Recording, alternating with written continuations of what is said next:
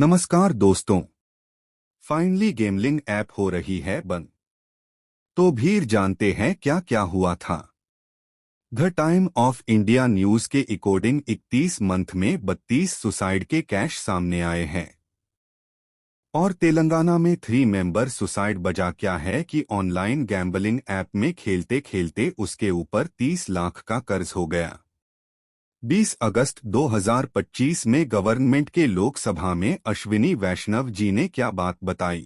I rise to move that the promotion and regulation of online gaming bill 2025 be taken into consideration. इन पिछले 11 वर्षों में भारत में digital technologies बहुत तेजी से फैली है, नई टेक्नोलॉजी डेवलप हुई है और टेक्नोलॉजी के कारण देश की एक नई पहचान भी बनी है। स्टार्टअप इकोसिस्टम आगे बढ़ा है। माननीय अध्यक्ष जी, टेक्नोलॉजी से कई लाभ हैं। ऑनलाइन डिजिटल टेक्नोलॉजी से संबंधित एक सेक्टर ऐसा है ऑनलाइन गेमिंग, जो एक बहुत महत्वपूर्ण सेक्टर बना है। इस सेक्टर में 3 सेगमेंट हैं।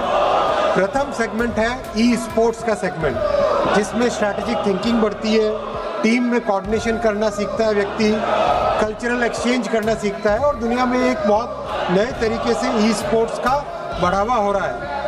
दूसरा सेगमेंट है ऑनलाइन सोशल गेम्स।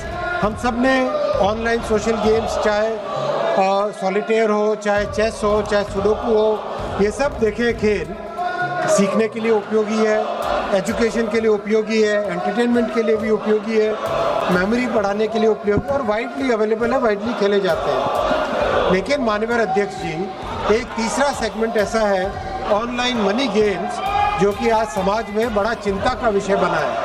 जैसा आपने आरंभ में कहा, कई ऐसे परिवार है, कई ऐसे व्यक्ति है जिनको ऑनलाइन मनी गेम्स के कारण एक एडिक्शन हो जाता है, जिंदगी भर की बचत गेम में उड़ा दी जाती है। फ्रॉड और चीटिंग एल्गोरिदम्स ऐसे होते हैं कि पता नहीं चलता कि कौन किसके साथ खेल रहा है और एल्गोरिदम्स ओपेक एल्गोरिदम्स होते हैं, हार निश्चय हो जाती है।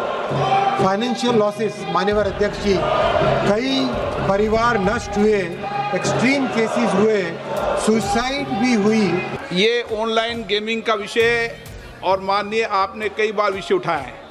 प्रतिपक्ष के सभी माननीय सदस्यों ने इस विषय पर हमेशा मांग की है कि इस पर कानून बनना चाहिए और मेरे को लगता है इसमें सारा सदन एक मत है और इसीलिए इस कानून को लाया जा रहा है।